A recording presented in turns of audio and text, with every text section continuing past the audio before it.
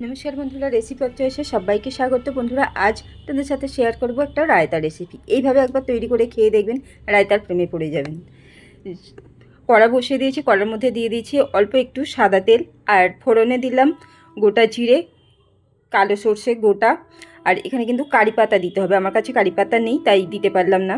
এবার আমি এর মধ্যে দিয়ে দেবো আগে থেকে কেটে রাখা পেঁয়াজ কুচি। পেঁয়াজটা একেবারে সরু সরু করে কুচিয়ে নিয়েছি। পেঁয়াজটা হালকা একটু রং ধরলে তারপরে বাকি সব উপকরণ মিশিয়ে নেব। এখানে আমি নিয়েছি পেঁয়াজ, ক্যাপসিকাম আর টমেটো।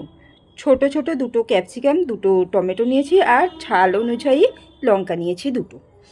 হালকা রং ধরেছে, এবার আমি এর মধ্যে বাকি উপকরণগুলো মিশিয়ে নেব।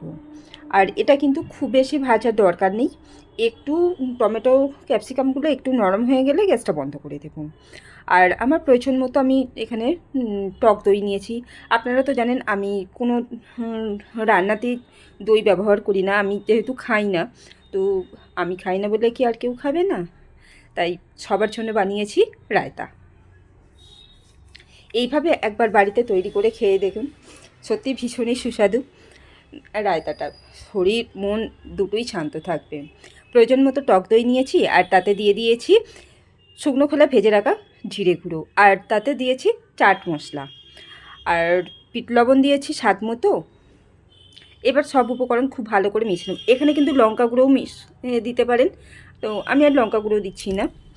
লবণটা হাত দিয়েই দিলাম, পরিমাপটা ভালো আন্দাজ করে দিতে পারি। তো সব উপকরণ খুব ভালো করে মিশিয়ে নেব। দইটা কিন্তু আগে থেকে ফেটিয়ে নিতে হবে, আমার ফেটিয়ে নেওয়া হয়নি।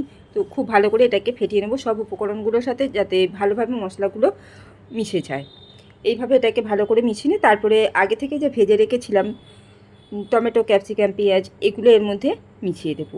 মিশিয়ে দিয়ে তারপরে আমি এটাকে পরিবেশন করব। তো কেমন লাগলো আজকের আমার রায়তার রেসিপি? ইচ্ছে হচ্ছে নিশ্চয়ই একটু তাহলে তাড়াতাড়ি তৈরি করে ফেলুন আর খেয়ে আমাকে জানান কেমন লাগলো আজকের রায়তা রেসিপি। ভালো থাকুন।